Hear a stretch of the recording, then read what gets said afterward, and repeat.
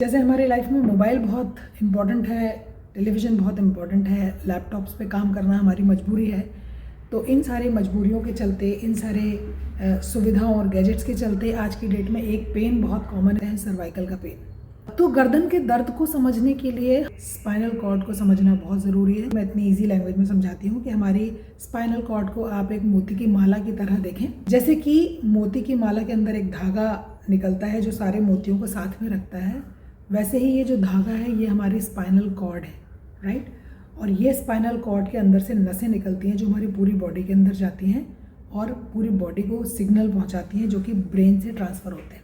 इस धागे को, जो नाजुक है स्पाइनल कॉर्ड, इसको बचाने के लिए भगवान ने हड्डी के मोती इसके ऊपर पहना दिए हैं।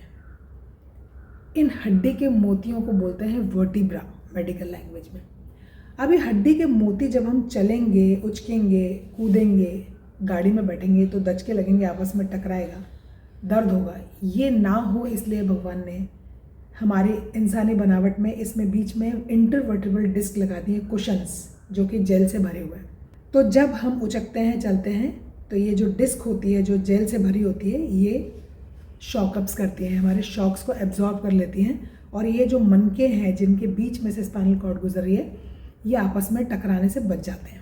तो हमारे स्पाइनल कॉर्ड की जो बनावट होती है उसके अंदर 33 ऐसे मोती होते हैं जिन्हें हम वर्टिब्रा बोलते हैं।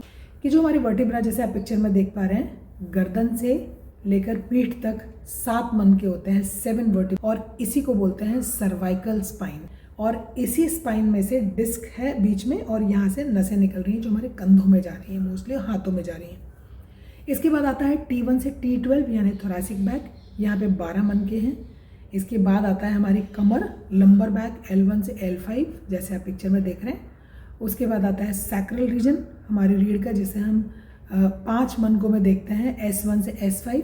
और इसके बाद में लास्ट में आती है टेल बोन। ये 4 फ्यूज्ड बोन की एक हड्डी है। रीढ़ समझने के बाद हमको ये समझ में आया है कि अगर हमारी रीढ़ के जो C1 से C7 जो मनके होते हैं, अगर उनमें डीजेनरेशन आ जाए एज के साथ में, जिसको हम स्पॉन्डिलोसिस बोलते हैं, या उनके अंदर हड्डियों के नोक निकलने लगे जिनको हम बोन स्पर्स बोलते हैं, जिनकी वजह से नर्व पिंच होने लगती है, अगर वो आ जाए, या हमारी डिस्क जो होती हैं C1 से C7 के बीच में जो इंटरवर्टिब्रल डिस्क होती हैं वो किसी वजह से डैमेज हो जाए या सूखने लग जाए, उनका जेल बाहर लीक होने लग जाए, तब हमको गर्दन में दर्द हो सकता है।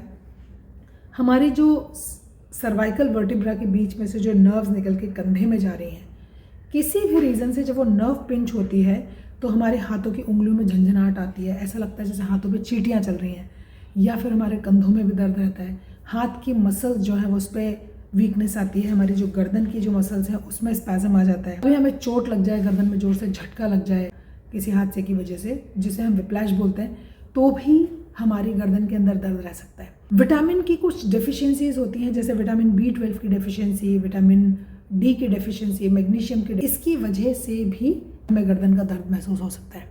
तो कौन सी ऐसी एक्सरसाइजेज हैं जिसको रेगुलर प्रैक्टिस अगर हम नॉर्मल रूटीन में करते हैं तो हम अपनी गर्दन की हेल्थ को, हम अपने सर्वाइकल रीजन की हेल्थ को मेंटेन कर सकते हैं। ये हम देखेंगे नेक्स्ट वीडियो में। वेट कीजिए, मैं बहुत जल्द इसका पार्ट 2 लेकर आपके पास आऊँगी।